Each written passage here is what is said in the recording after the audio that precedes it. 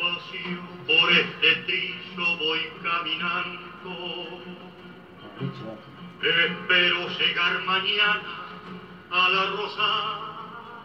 En Radio Fénix presentamos La Hora de los Trabajadores, todos los domingos a las 13 horas.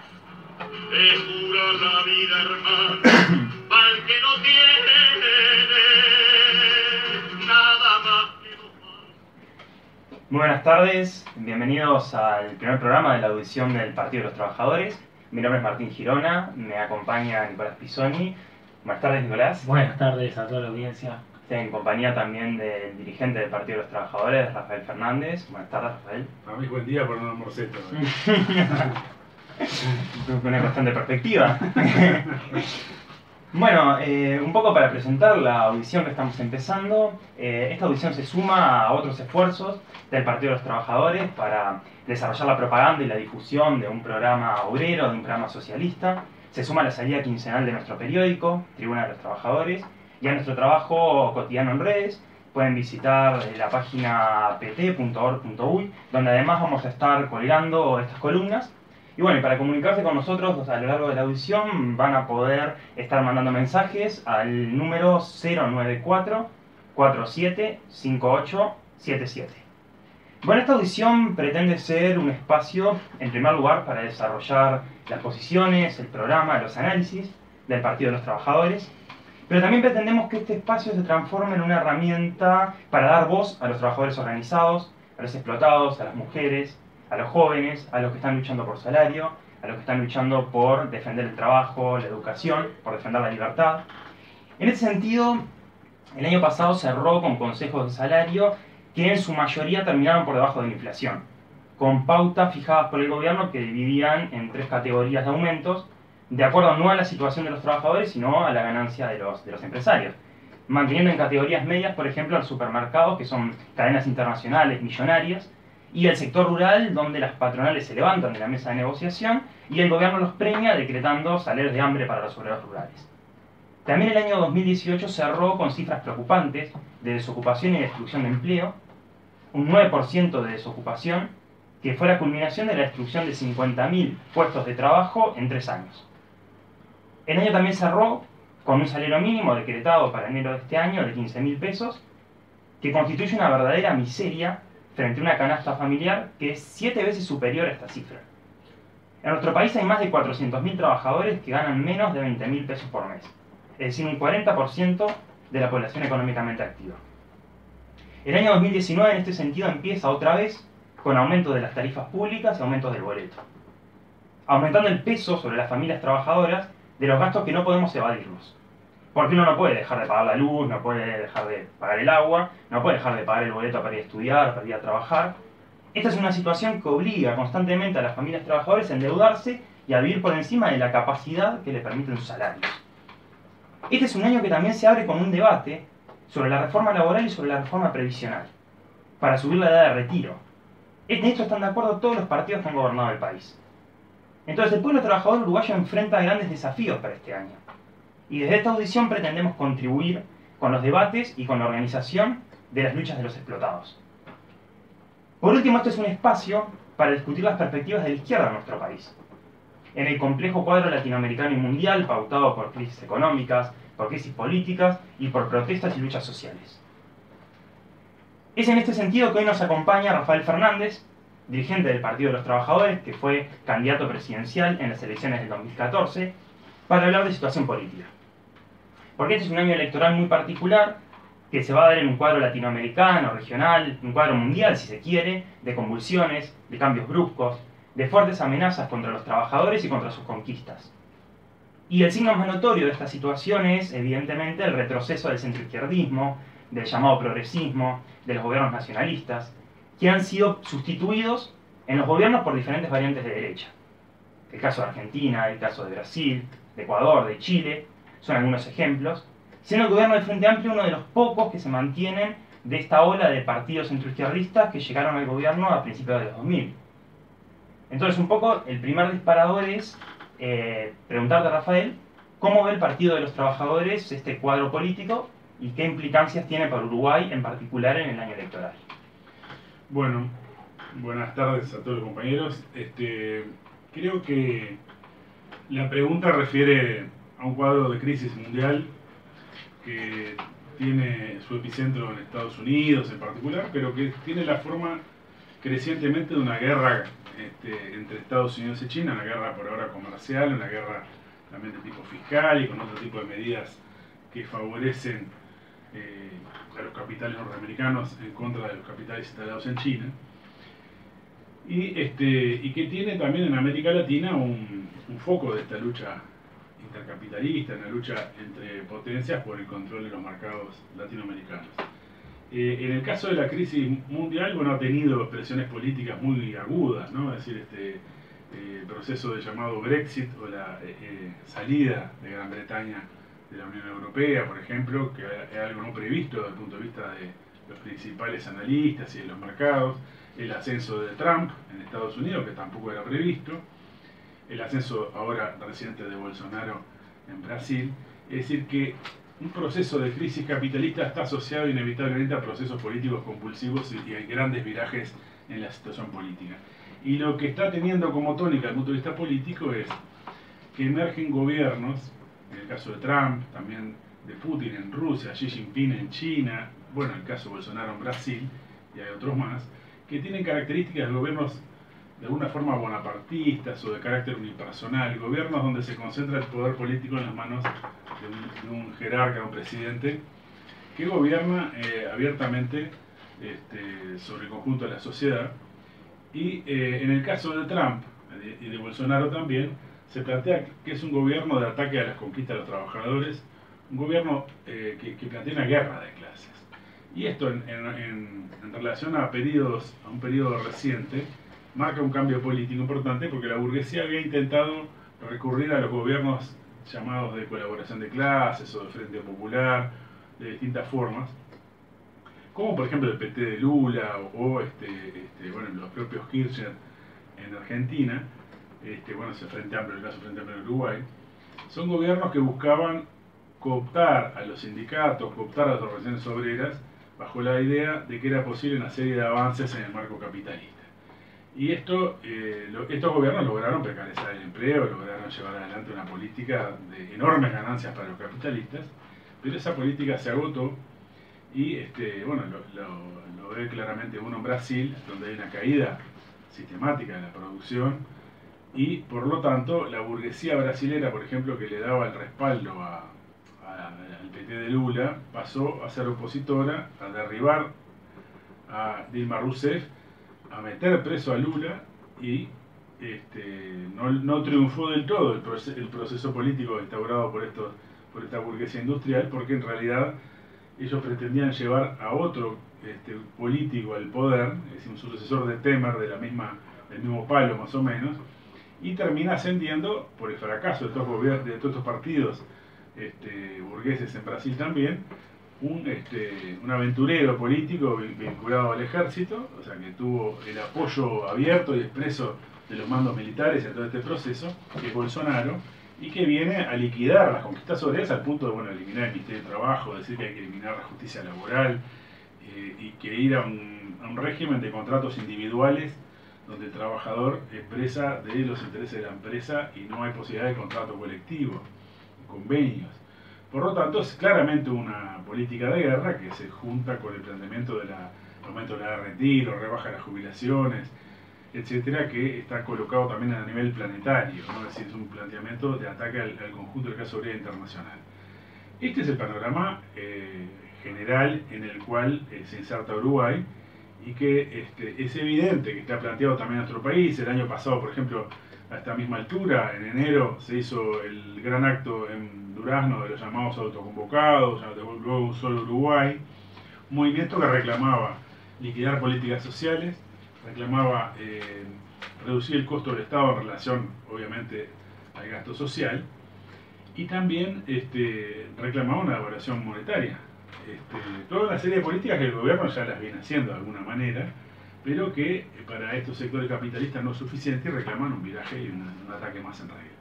Por eso, bueno, este es un año electoral especial, obviamente después de las elecciones en Brasil el año pasado eso es muy evidente, y vamos a una elección en la cual también está planteado en el seno de la clase capitalista en Uruguay este tipo de cambios políticos para favorecer un ataque en regla del movimiento obrero. Y en definitiva los de grandes partidos disputan a ver quién va a poner el candidato más a gusto de los capitalistas. Es decir, si va a ser un Daniel Martínez, que podemos profundizar luego, pero ahora está en un ataque en regla contra el sindicato municipal, pero lo toma como un mensaje a los capitalistas diciéndole, miren, los sindicatos a mí no me van a hacer temblar la mano. Le voy a aplicar los salarios esenciales, le voy a aplicar las medidas que sea, porque la agenda la marca la clase capitalista y es muy clara. Está planteando la privatización mayor todavía de servicios, ya está muy privatizado. Y luego hay otra serie de candidatos como Lacalle Pou, que es más claro que es un candidato de derecha, que plantea hace tiempo ataca al gobierno como que le diera demasiada importancia a los sindicatos, y ni hablemos de un Novik u otras variantes que salieron a festejar el triunfo de Bolsonaro como un triunfo propio, ¿no? Es decir, estamos hablando de gente que se quiere subir al carro de este proceso y que igual está lejos de poder capitalizarlo, pero están claras sus intenciones, y bueno, es un empresario que en sus dominios como capitalista los sindicatos están realmente reprimidos y con muy pocos derechos. Por lo tanto, es muy claro cuál es el sentido de su política. Rafa, buenas tardes a todos, primero a los oyentes. Soy Nicolás Pisoni, Martín recién me había presentado ya. Te escuchaba recién y vos marcabas que hay una política que dada la crisis, la baja de los precios, de los commodities, todo esto que nosotros conocemos, que estaban en auge en el primero y el segundo gobierno frente amplista, eran precios muy elevados de las materias primas, entonces había un crecimiento exponencial del PBI y con eso se podía remar perfectamente estas políticas que son políticas que se llaman de goteo, ¿no? El derrame sobre las masas trabajadoras de lo que digamos le sobra a los capitalistas. Y planteabas que esa política está agotada. Pero yo lo que veo es el Frente Amplio, ¿no? Lo veo en sí con recursos políticos, más allá de las dificultades económicas que le van surgiendo y que parece que ajusta sobre los trabajadores, parece no, ajusta sobre los trabajadores. Cuando sale la ARU y pide beneficios, rápidamente se les otorga, no así con las luchas de los trabajadores, el ejemplo de la salud, de la educación, de los que reclaman por vivienda. Para ellos no hay soluciones, o cuando se les otorga algo es muy lento, son años y años de lucha, y rápidamente cuando hay crisis se retrocede otra vez en esos derechos. Es lo que está pasando ahora, ¿no? Por ejemplo en secundaria, que hay recortes de un montón de proyectos que estaban buenos, como el CLAE, o sea. Y bueno, pero el Frente Amplio parece seguir teniendo recursos políticos, con muchos militantes sindicales que están desencantados, que son muy críticos, piensan, por ejemplo, muchos en Andrade, algunos se han ido hacia afuera, ¿no? Están pensando, están simpatizando con nuestras posiciones, eso también lo vemos en nuestra militancia cotidiana, pero tienen recursos políticos, al parecer. ¿Vos qué le dirías a todos esos compañeros que hoy están pensando todavía en apoyar el Frente Amplio, que tienen miedo de que vuelva a la derecha ante lo que pasa en Argentina, ante lo que pasa en Brasil, con un tipo que reivindica la tortura, con otro que le saca todos los pocos impuestos que tenían los capitalistas en Argentina se los saca Macri para beneficiarlos y ajusta sobre los trabajadores? El miedo que genera eso, de que eso venga en Uruguay, más profundo de lo que parece ser, pero en realidad tenemos al frente también proponiendo reformas jubilatorias, como decía recién Martín. ¿Qué le decimos a esos compañeros que están pensando en votar Andrade, por ejemplo? Bueno, lo básico es que el Frente Amplio no es una barrera contra esa derecha ni una barrera contra movimientos fascistas, ¿no? Es decir, bueno, el caso más evidente es que frente a Bolsonaro uno puede decir, bueno, el PT de Lula era el freno, y el PT de Lula capituló sistemáticamente. En primer lugar, Lula como tal permitió que Dilma Rousseff ascendiera a llevar adelante un ajuste. Dilma Rousseff fracasó en llevar adelante ese ajuste por resistencia al movimiento popular, pero en realidad ahí nació de alguna manera su tendencia a la caída por parte de la burguesía, y el PT de Lula, la CUT, etcétera, se negaron a movilizar. Cuando la echan, no convocan a una huelga general, meten preso a Lula, no convocan movilización. Asciende Bolsonaro y la movilización que sale en la calle son autoconvocadas por mujeres con la consigna del INAU. Es decir, permanentemente esta izquierda pequeña burguesa, esta izquierda que llama a confiar en la democracia y coloca la subordinación de los trabajadores a los procesos parlamentarios, a los procesos constitucionales, es incapaz de enfrentar al fascismo y a la derecha. Y en Uruguay pasa exactamente lo mismo. Entonces, en primer lugar, supongamos que un compañero vota al Frente Amplio y con eso logra que no gane la derecha, pero está postergando el problema en el mejor de los casos. Porque el problema sigue planteado como la propia crisis capitalista y la impotencia de esta llamada izquierda progresista provocan el ascenso de la derecha e incluso el fascismo. Entonces, en primer lugar, para enfrentar a la derecha hay que tener confianza en las propias fuerzas del movimiento obrero y de la movilización popular, no en estos candidatos, estas figuras que en realidad se postulan ellos mismos para atacar al movimiento obrero. Yo mencioné recién a Martínez atacando a los trabajadores municipales, la esencialidad que le aplicó la propia intendenta del Partido Comunista, Ana Olivera. Bueno, Andrade puede generar expectativa en alguien, bueno, es un obrero, es excepcional que el Frente Amplio coloque un obrero como candidato, y es evidente que Andrade no está corriendo como un candidato de peso en las internas, va a ser en todo caso un rastrillo para evitar fugas hacia la izquierda, o intentar evitarlas, pero acumula votos para Daniel Martínez o para, mejor de los casos, Carolina Cose, que es otra figura realmente vinculada a capitales, siempre a su presencia en multinacionales vinculadas a las telecomunicaciones.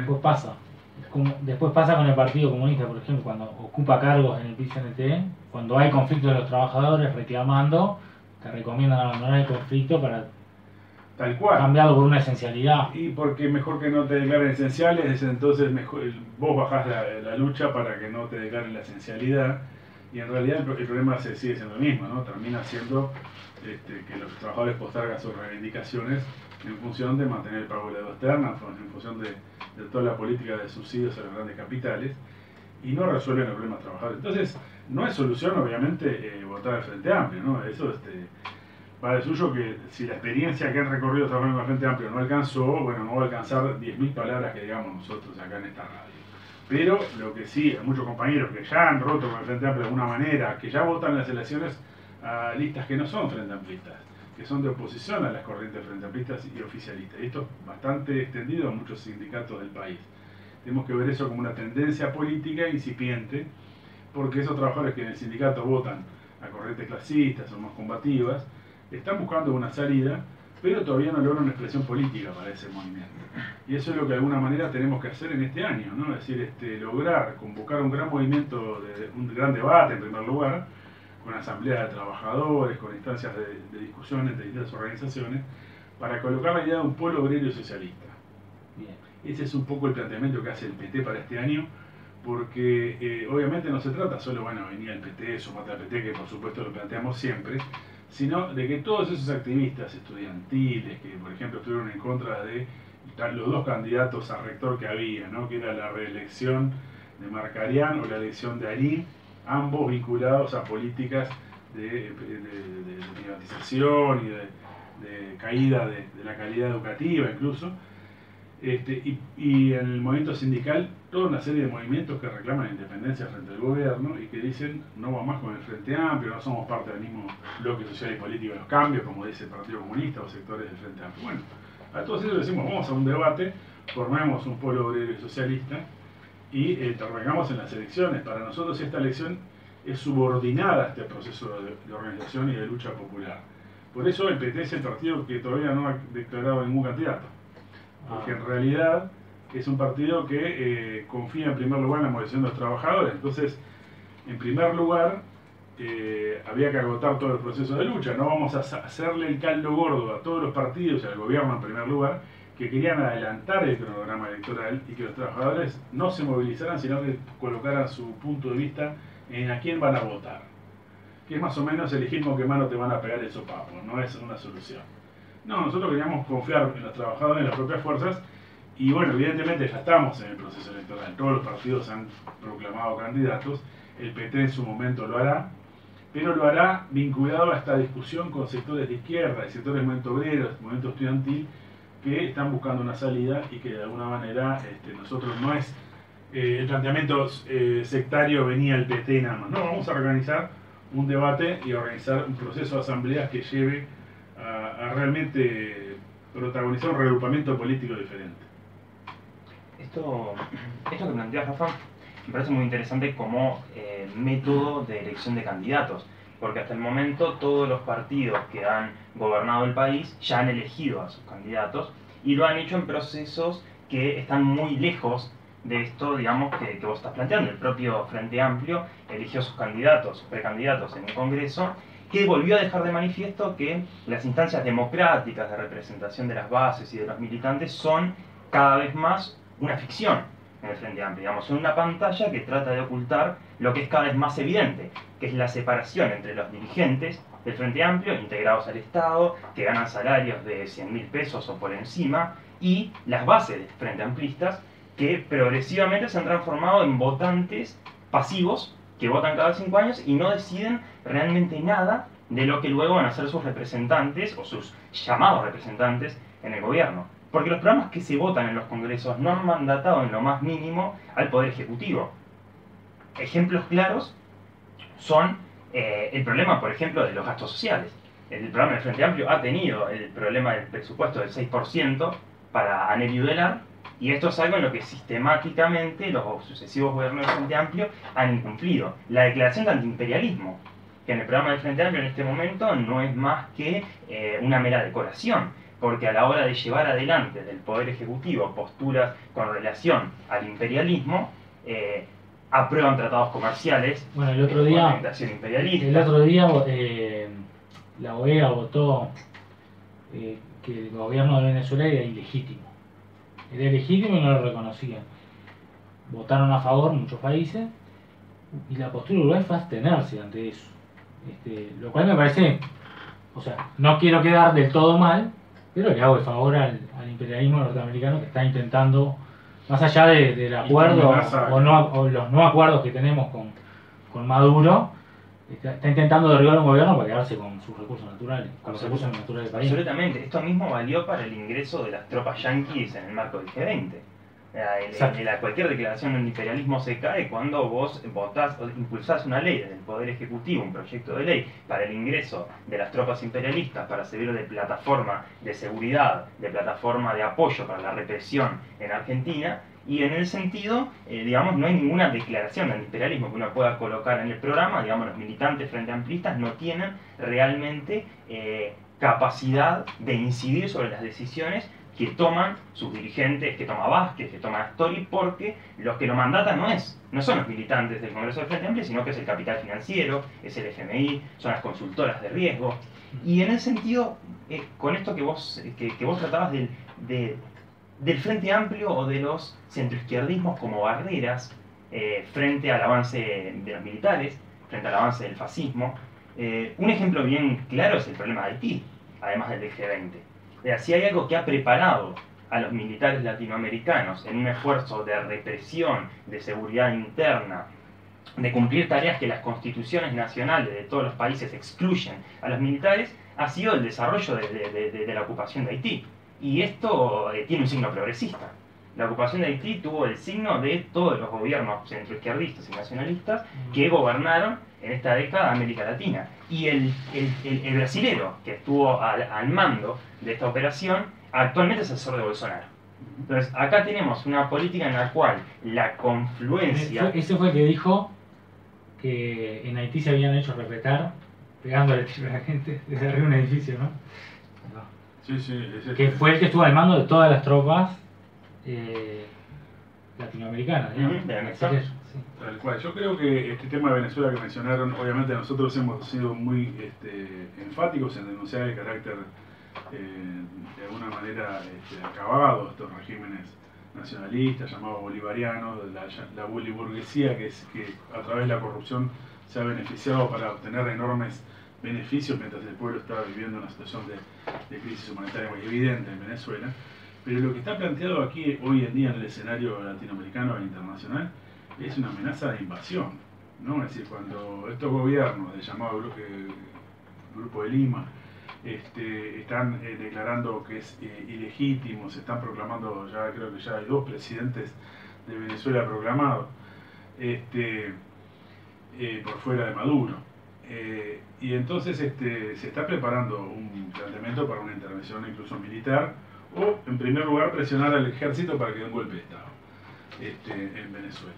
Por lo tanto, se está planteando incluso el riesgo de una guerra civil y de una guerra latinoamericana, ¿no? Es decir, por ejemplo, Bolsonaro quería instalar una base militar para la frontera, digamos.